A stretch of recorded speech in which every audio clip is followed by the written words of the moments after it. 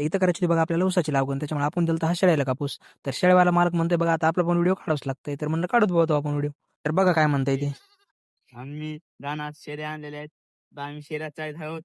तुम्ही या शेऱ्या चालाय. बघा हे शेऱ्या आमच्या नंबर 1 शेळी आहे.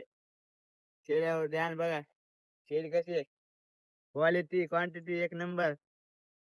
तर जय श्रीराम मित्रांनो आणि स्वागत आहे तुमचं आपल्या नवीन ब्लॉगमध्ये. आणि मी आहे राहुल नेमानी. तर तुम्ही पाहू शकता आपण टोकन यंत्राने 15 दिवसाखाली लावलेला गहू कसा उगवला, ते एकदम भारी गहू उगवला बघा. त्याच्यामुळे आपण दुसरं पाणी चालू केलं आता 15 दिवसानंतर. आणि आता या पाण्यासोबत आम्ही कोणता खत वापरावं हे तुम्ही कमेंट करून नक्कीच सांगा. मग काय मी गव्हाला पाणी गिनी लावलं आणि इकडे आलो फिरत फिरत भावाच्या इकडे. भावाचा ऊस लावायला चालू होता.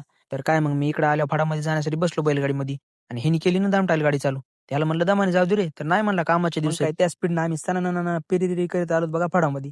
आणि फडामध्ये आले तुम्ही पाहू शकता ज्याचे त्याचे मस्त कामं चालू होते. काही जण ऊस तोडू लागले, काही जण चालू लागले, काही जण खांडू लागले. आणि हे भाऊ आपलेच जमत होते.